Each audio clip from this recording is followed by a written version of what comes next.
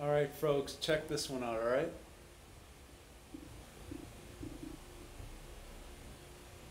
Your NDA is expired and you could talk about this. You used to work at a secret Starbucks, is that right? Yeah, there is a Starbucks that is like above reserve, like a Starbucks no one's ever heard of or been to.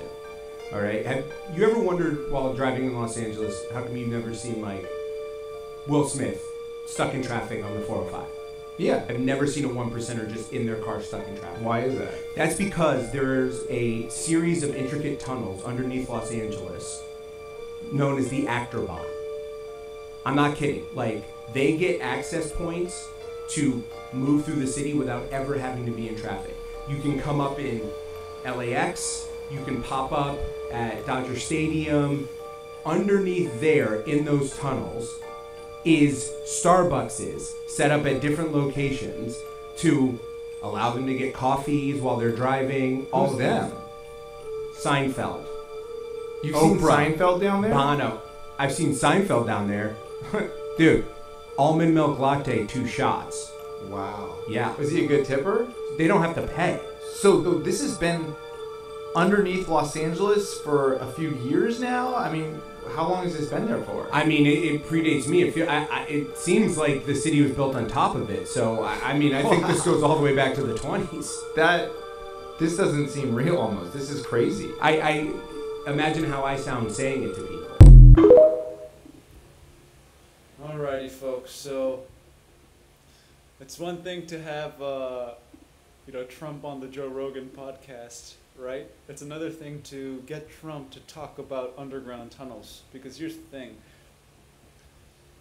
Obviously, Kamala is not the answer. But I think there's a reason why.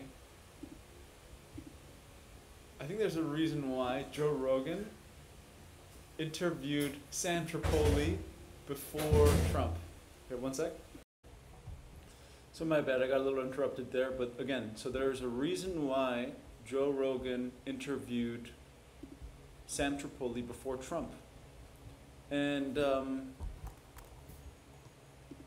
here, let me show you guys what I mean. So you go to the Trump and the Joe Rogan podcast on Powerful JRE, but literally 6 hours before, because when I saw the Trump interview, it was 8 hours ago, but Sam Tripoli's was at that time it was 14 hours ago. So it was a 6-hour difference of of Joe Rogan uploading Trump after Sam Tripoli. So again, you can go to samtripoli.com. Earlier his site wasn't working, probably being DDoSed or something. You go to watch, then you go to channels, then you go to tinfoil hat. And here you have Sam Tripoli interviewing Stephen D. Kelley talking about the Occupy the Getty movement, right? Which is the movement, again guys, that's going to end all this political bullshit. It's bipartisan, it's impartial, it's an issue about everyone, because once the elites don't have somewhere to run, where are they going to go? Where are they going to hide? They have nothing to fall back on. There's no insurance plan, so it doesn't matter if Trump is on the good side or the bad side. Things have to move, things have to be clear, things have to be done. So some of these questions, you can go to the specific timestamps and listen for yourself. But some of the problems I had with this podcast, or some questions that arose, was, for instance, this timestamp over here where Trump is talking, or where they're talking about the assassination of his ear, or the assassination attempt, and the hole in his ear. But it just seems so fake. I don't know if the Trump administration staged it, and it's just hilarious of him explaining it, but it just seems so hilarious. Like, it seems so funny that, you would think there'd be a lot more seriousness, and he would get into more of like, who did it, why they did it, these kinds of things, but it's just an easy brush over. Yeah, I don't know. It just seems a little bit weird, the whole situation. I mean, on SDK's take on it is it was a real shooting, but But yeah, it's just very interesting what the stuff that's going on. But here, let's go to the other thing. So the first thing is the assassination and how he was describing that. The second thing is this timestamp over here, when they're getting into pesticides and they're talking about health, but also oil.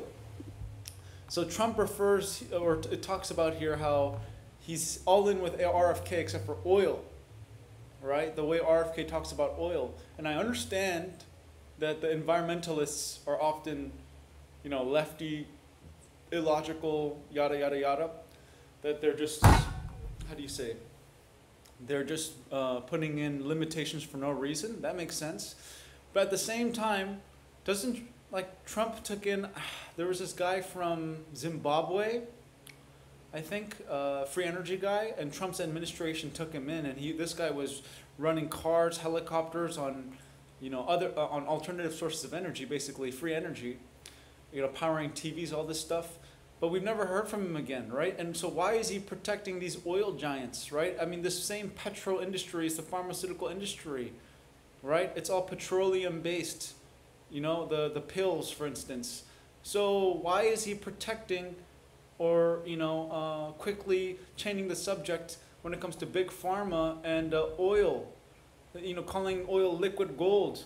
But Trump, we know that the gold, the real gold, is not oil. It's the free energy technology that's going to free man. Not the explosion tech, but the implosion tech. This is what do you call it? Victor Schauberger was going into, right? So around these timestamps right here. So, and then supporting the vaccines. Why would we put anything godless in our temples? Why would he support the polio vaccine, for instance? I mean, these things just don't make any sense to me.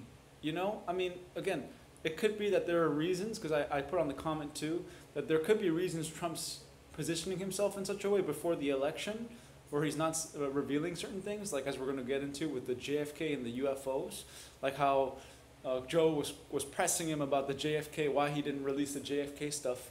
And basically he was saying just partial answers and quickly judoing the conversation over to UFOs, because he knows that Joe and everyone else in the world wants to hear about UFOs. So just a lot more questions than answers. And I really hope that Joe Rogan knows the stuff Sam is covering. And even though Trump is being censored, man, Sam is a lot more censored than Trump, I can tell you that much. So why would he interview Sam Tripoli right before Trump? I think he knows something. So what else? So another big thing he got into was metabolic health. So again, Joe Rogan was talking about,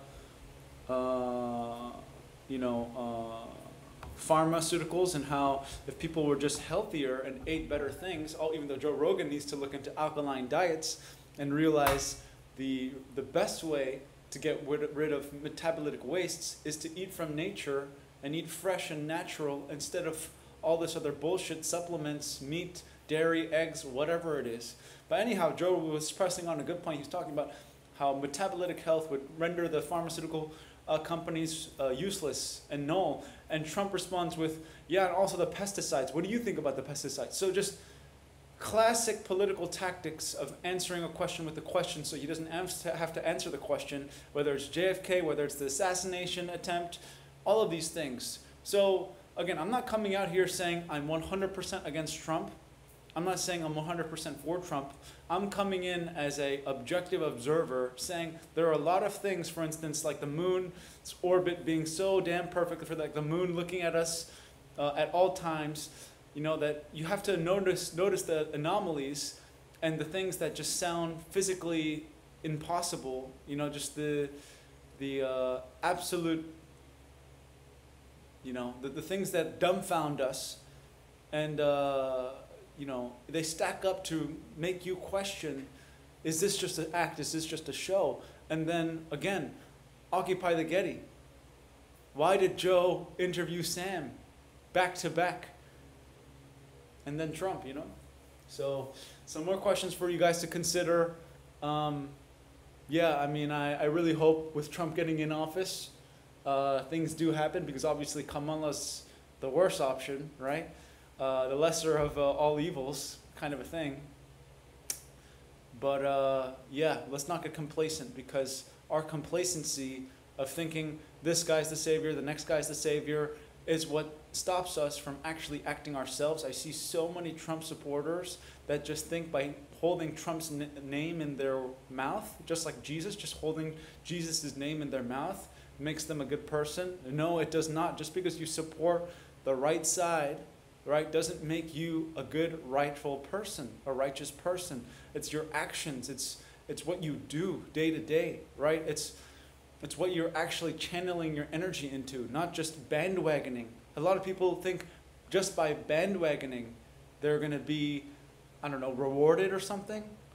But see, someone like me, it's not about reward or punishment. It's about what's actually true and false. It's about, let's actually question everything. Let's question flat earth, let's question globe earth. Let's bring ourselves to cellular concave earth, which is the shape of everything in the dang universe, right? So Stephen Christ, you can look up cellular concave earth on YouTube, or you can also look up Stephen Christ's concave earth. He was also taken in under Trump's administration and died in federal prison. So, you know, hopefully they didn't actually kill him, and they put him in safety, just like this Zimbabwe inventor.